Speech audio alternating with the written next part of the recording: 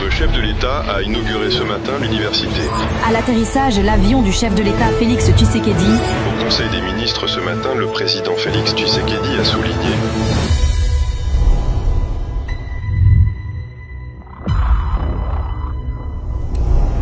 Septembre 2025, un mois qui a connu des sorties du président de la République Félix Antoine Tshisekedi Tshilombo à l'extérieur du pays dans le cadre de la poursuite de l'action pour la restauration de la paix durable dans l'Est du pays et des consolidations du partenariat avec des pays amis, partenariat bien sûr favorable au développement de la RDC. Le chef de l'État s'est rendu en début du mois au Kazakhstan, ce pays d'Asie centrale qui a signé des accords pour un partenariat stratégique avec la RDC dans plusieurs domaines.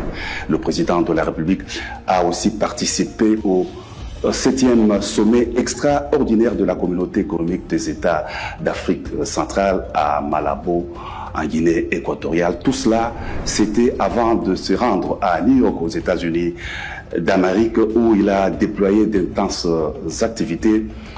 Le président de la République, outre bien sûr sa participation, sa brillante participation à la 80e session ordinaire de l'Assemblée générale des Nations Unies, le chef de l'État a présidé à New York une grande cérémonie de plaidoyer pour la reconnaissance du génocide perpétré en RDC pour des gains économiques, le Génocost. Nous allons en parler dans ces magazines. Mesdames, Messieurs, bienvenue dans le mois du président de la République.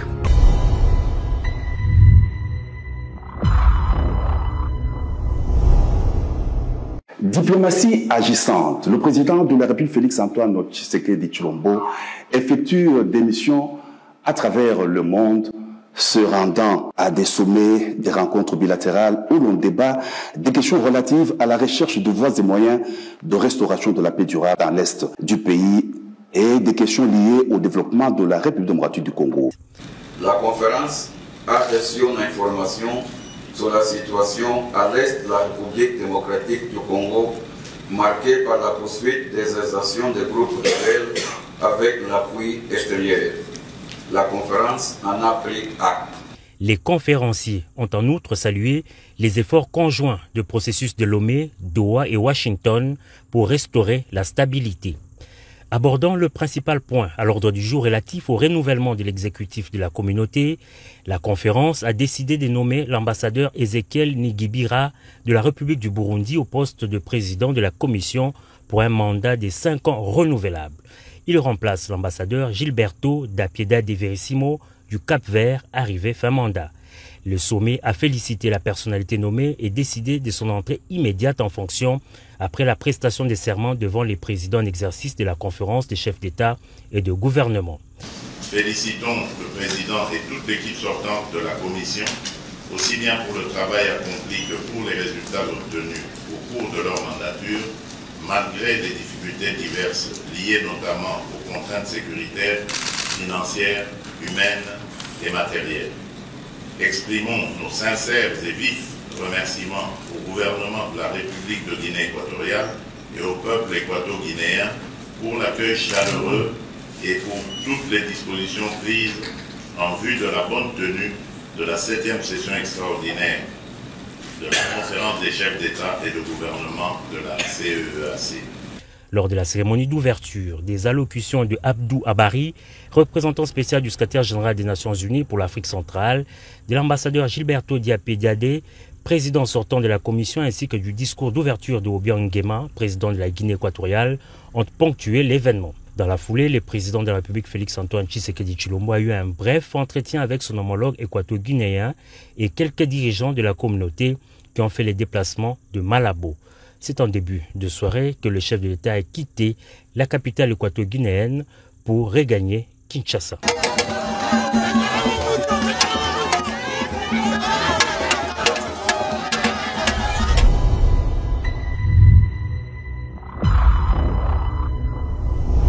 En septembre 2025, qui vient de s'écouler, le chef de l'État est arrivé à Astana pour une visite d'État au Kazakhstan, pays qui s'engage avec la RDC dans un nouveau partenariat stratégique. Le président de la République a été accueilli chaleureusement par son homologue kazakh Kassi Jomart, avec qui il a eu des séances de travail qui ont permis de tracer les axes prioritaires de la coopération bilatérale entre Kinshasa et Astana, à savoir l'exploitation et la transformation des ressources naturelles, l'agriculture, les infrastructures, le transport et la logistique, l'énergie, la lutte contre le changement climatique, l'éducation notamment. Le Kazakhstan est très riche en matières premières, minéraux et hydrocarbures. Ancienne république soviétique indépendante depuis 1991, le Kazakhstan est un pays d'Asie centrale frontalier de la Russie et la Chine. Son économie repose sur les exportations de pétrole. La République démocratique du Congo est un partenaire important et fiable du Kazakhstan sur le continent africain.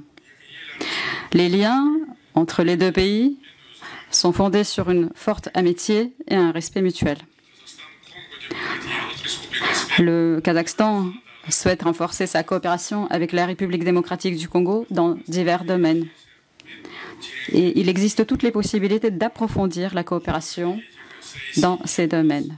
Nous partageons des intentions politiques du haut niveau, nous disposons d'un vaste potentiel commercial et économique et avons des objectifs et des buts culturels et humanitaires similaires. Les résultats des négociations d'aujourd'hui en sont la preuve.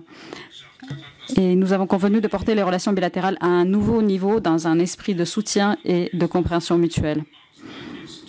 Nous avons conclu des accords importants qui servent les intérêts des deux pays. De son côté, le chef de l'État, Félix Tshisekedi, s'est félicité de cette ouverture de la République démocratique du Congo vers l'Asie centrale. Je formule le vœu que l'avenir soit fructueux pour les relations entre nos deux pays. Et je prends l'engagement ici d'œuvrer davantage à la promotion des relations entre nos deux pays, entre nos deux peuples et au raffermissement de ces relations pour que nous développions des relations nouvelles pour la République démocratique du Congo, mais également pour l'Afrique en général. Pour traduire cet engagement en actes, deux importants accords ont été signés, d'abord entre les deux ministres des Affaires étrangères. Thérèse Kaikomba et Murat Nurtiliou ont échangé un MOU sur les consultations politiques et diplomatiques. Même exercice pour le ministre des Mines, Louis Watoum, qui, lui, a signé un accord de coopération dans les domaines des mines et de la géologie avec le ministre kazakh de l'Industrie et de la Construction. L'aboutissement de ce nouveau partenariat privilégié entre la République démocratique du Congo et le Kazakhstan a été minutieusement préparé par l'envoyé spécial du chef de l'État, Patrick Loabeya.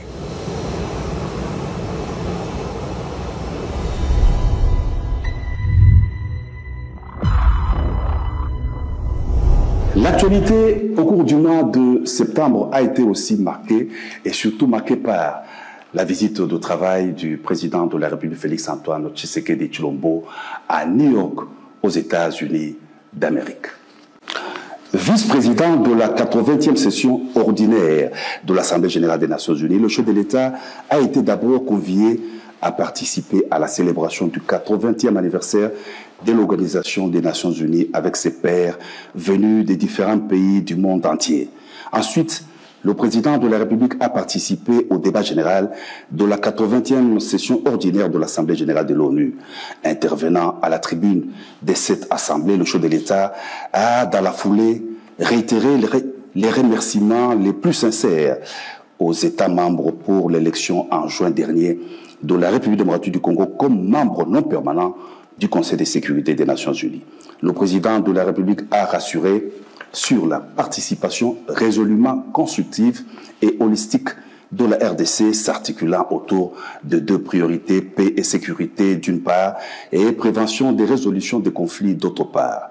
Un autre axe prioritaire, a dit le chef de l'État, concerne l'exploitation illégale des ressources naturelles qui constitue l'une des causes majeures et persistantes des conflits.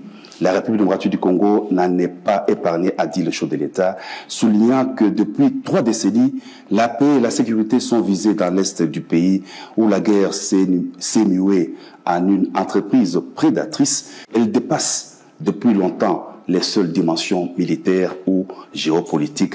Elle vise à piller des ressources de la RDC, effacer la mémoire collective et détruire les communautés, tout en soulignant l'intervention du Conseil de sécurité des Nations Unies par sa résolution 2773 exigeant le retrait du M23 soutenu par le Rwanda des villes de Goma, Bukavu et de toutes les zones sous son contrôle. Le président de la République a aussi salué le leadership du président Donald Trump qui a créé les conditions d'un dialogue ayant conduit à la signature d'un accord de paix entre la RDC et le Rwanda à Washington. L'accord engage expressément Kigali à un retrait complet et vérifiable de ses troupes et la levée de ses mesures dites défensives. L'accord prévoit également le désengagement, le désarmement et l'intégration conditionnelle des groupes armés non étatiques au sein des forces armées de la RDC et de la police nationale. Un autre axe prioritaire concerne l'exploitation illégale des ressources naturelles, l'une des causes majeures et persistantes des conflits. La République démocratique du Congo entend placer au cœur du débat la gouvernance exemplaire de ces minerais stratégiques afin d'en garantir l'exploitation dans le respect des principes de développement durable, de la souveraineté économique et du bien-être des populations. À l'échelle mondiale, rompre le lien toxique entre rente minière et financement de groupes armés non étatiques exige une approche intégrée fondée sur l'harmonisation des règles de diligence raisonnable et de traçabilité, de la mine aux consommateurs, la transparence intégrale des chaînes d'approvisionnement et des bénéficiaires effectifs, des mécanismes de contrôle et d'audit indépendants, une coopération opérationnelle renforcée entre autorités douanières, judiciaires et financières, des sanctions ciblées et effectives contre les trafiquants et leurs réseaux de facilitation et une lutte résolue contre la corruption adossée à des normes de bonne gouvernance, à la publicité des contrats et à la traçabilité des paiements. Bien entendu, les dimensions des droits humains et de justice transitionnelle, ainsi que les agendas femmes, paix et sécurité et jeunesse, paix et sécurité, demeurent indissociables de cette action. Leur prise en compte effective est la condition d'une paix juste, durable et inclusive. Madame la Présidente, à la veille de la mise en place de la commission d'enquête indépendante décidée par le Conseil des droits de l'homme des Nations Unies sur les massacres perpétrés il y a quelques mois par nos agresseurs et leurs supplétifs dans l'est de mon pays, je lance un appel solennel à la communauté internationale. Elle a le devoir moral et politique de soutenir cette démarche essentielle afin d'établir la vérité, rendre justice aux victimes et jeter les assises d'une paix durable ancrée dans la mémoire et la responsabilité partagée.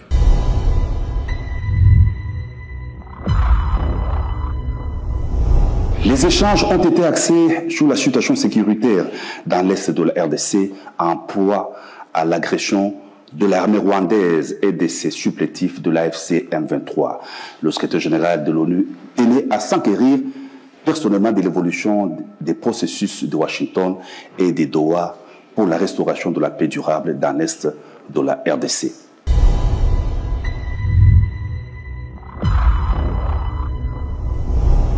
À New York, le président de la République, Félix-Antoine Tshisekedi Tshilombo, a par ailleurs présidé la cérémonie sur le plaidoyer pour la reconnaissance du génocide perpétré pour des gains économiques, le Génocost.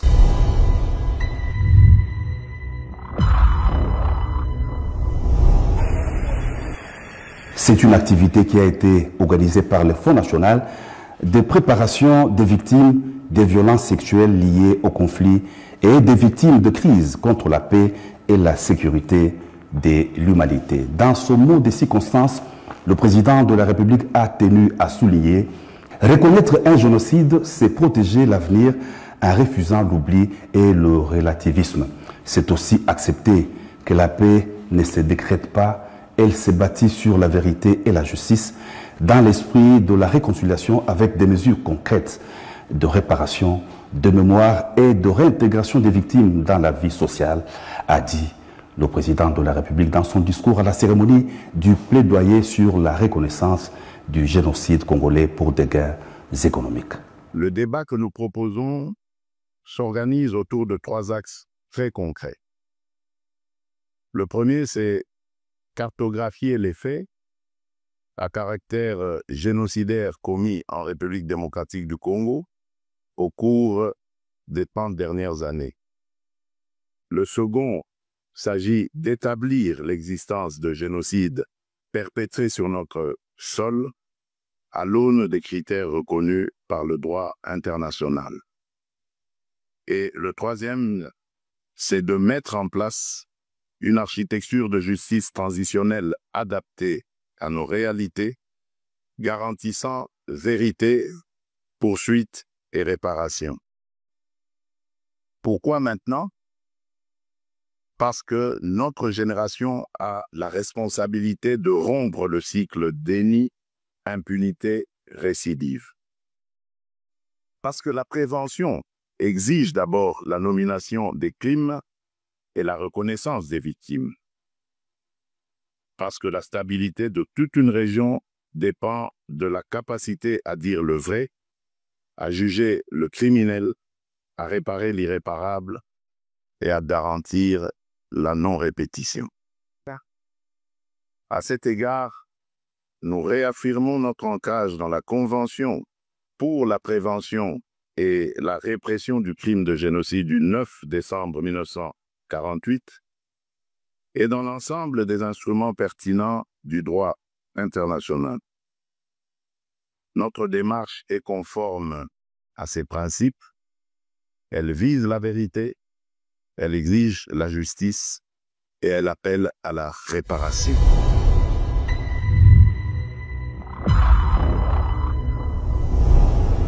À Bruxelles, un inspecteur de la police belge a été admis dans l'ordre national Kabila Lumumba. Durant son bref séjour à Bruxelles, après New York, aux États-Unis d'Amérique, le président de la République, Félix-Antoine Tshisekedi Tshilombo, a décoré cet homme de la police belge pour ses années de service dévouées à la sécurité de la communauté congolaise vivant à Bruxelles. Capitale belge et de l'Union européenne, ville cosmopolite et carrefour des cultures, Bruxelles compte l'une des plus grandes communautés congolaises depuis l'indépendance de la République démocratique du Congo.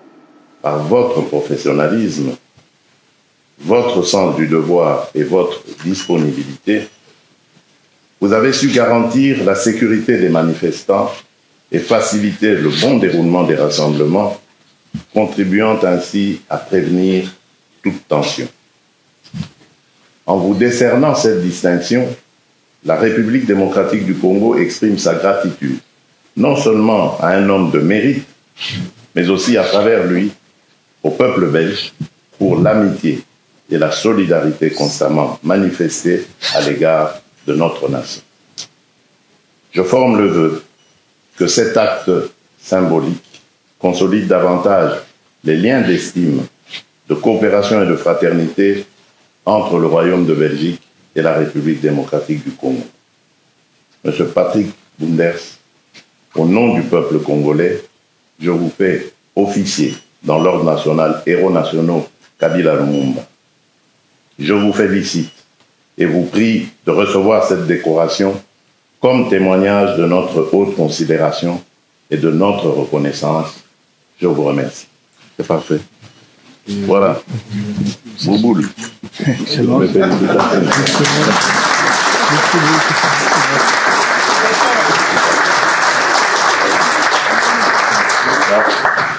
C'est le diplôme de mérite. Voilà. Merci beaucoup. Toutes mes félicitations.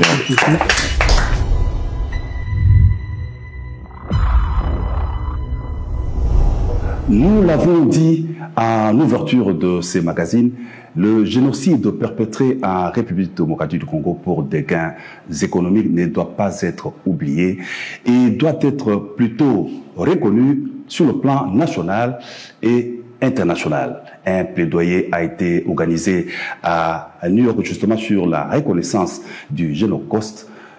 Nous allons en parler, comme annoncé, avec un expert du FONAREV.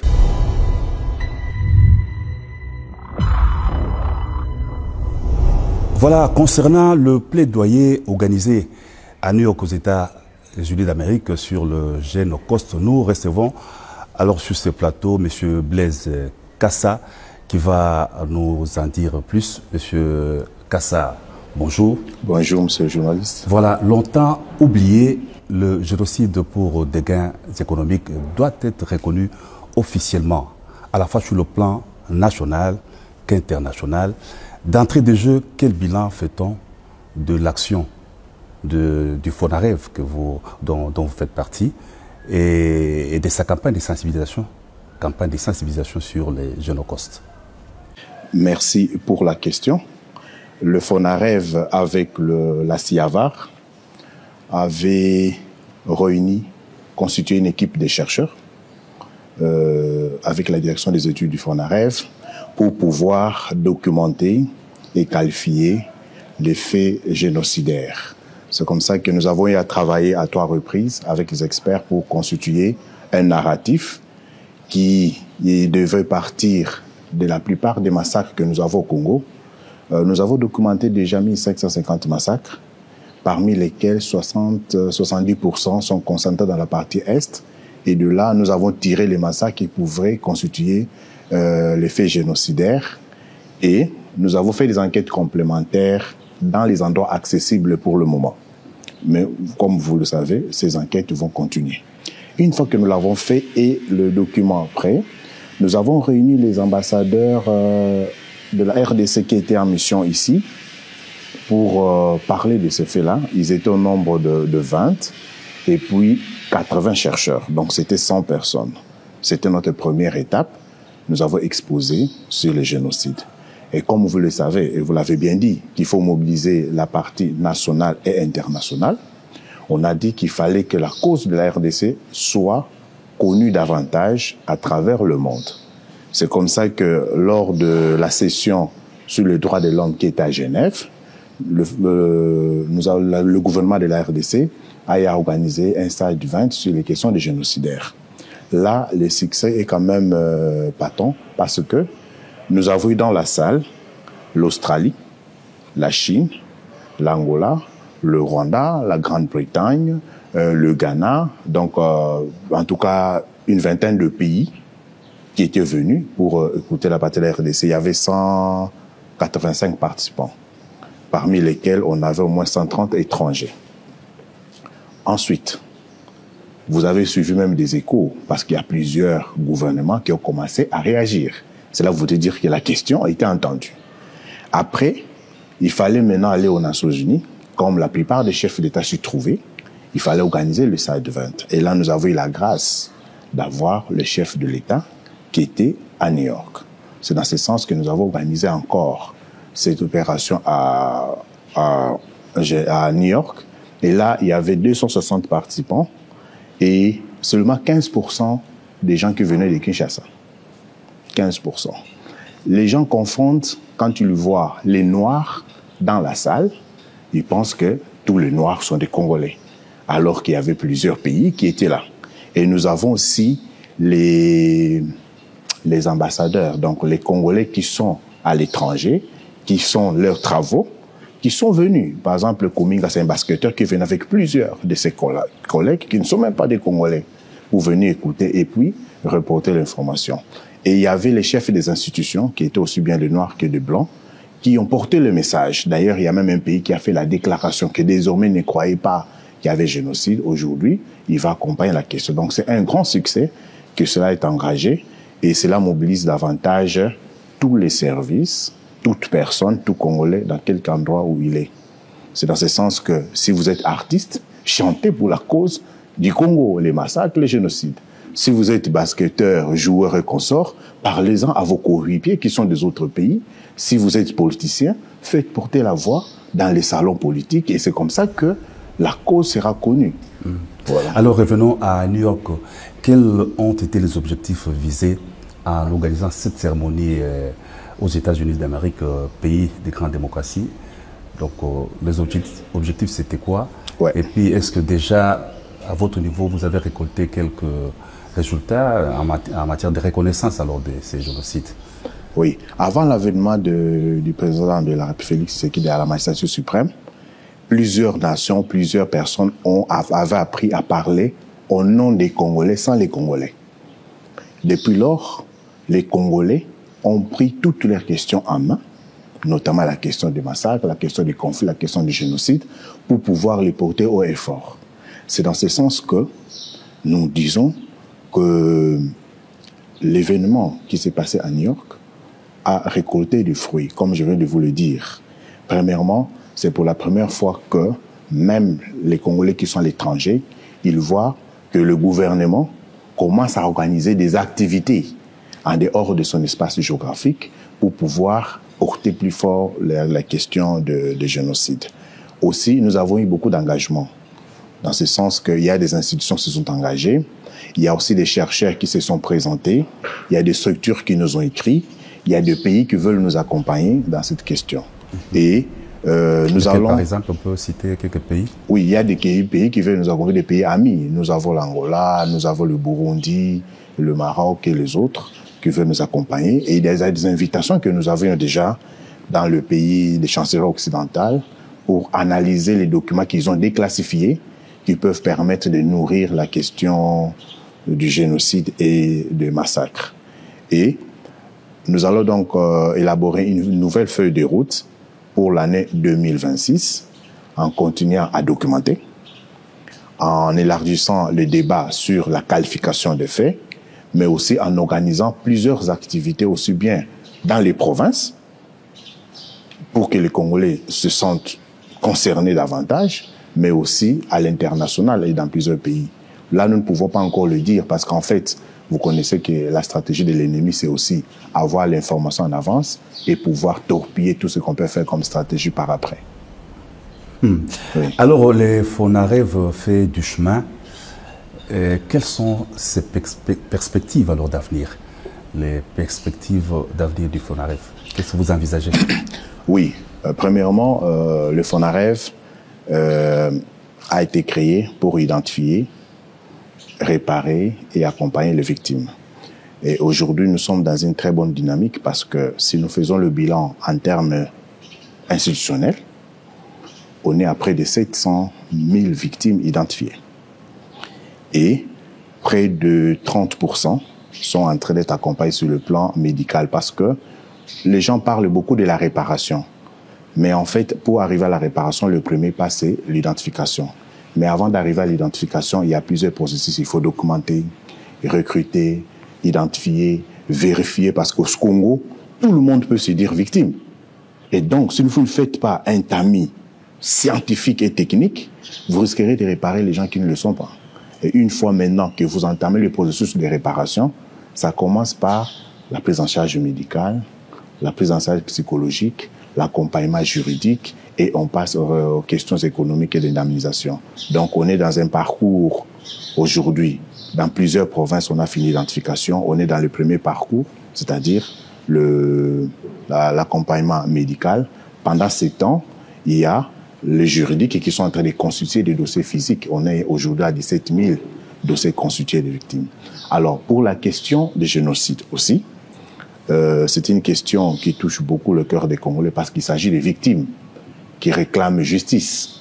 Donc, comme nous l'avons dit, nous allons continuer à documenter davantage, à recueillir les témoignages, pourquoi pas les témoignages des anciens belligérants, qui peuvent nous donner plus d'informations, plus de précision, et continuer à poursuivre cette œuvre de plaidoyer à travers le monde.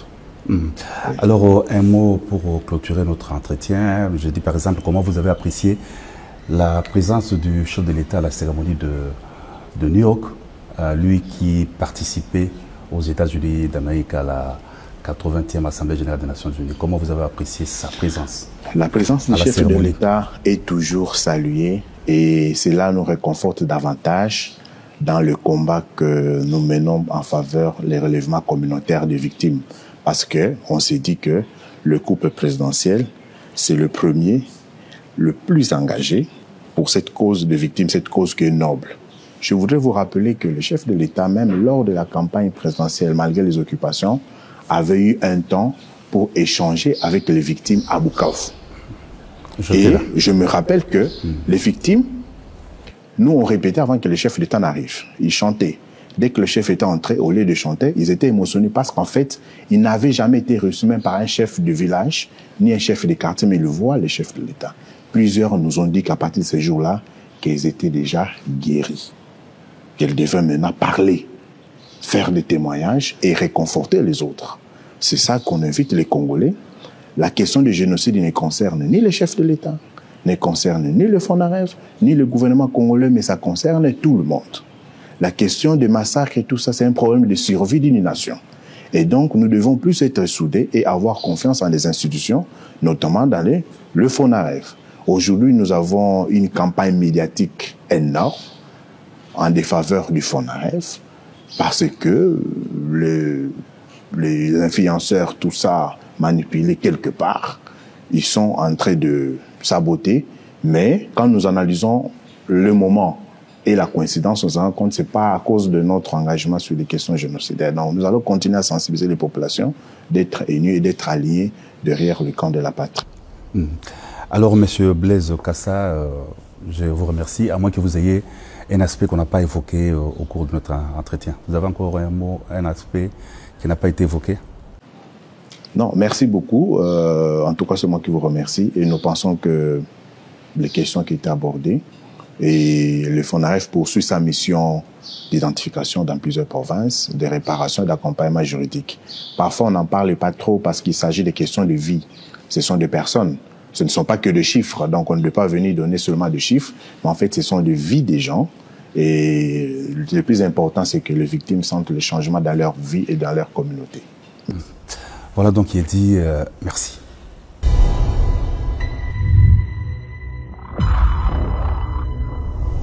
Madame, Monsieur, il ne nous reste plus qu'à vous dire merci d'avoir suivi le mois du président de la République, ce mois de septembre qui a été dominé par la diplomatie, une diplomatie agissante du président de la République, Félix Antoine Tshisekedi Tshilombo. Prenons rendez-vous pour fin octobre avec ces magazines, le mois du président.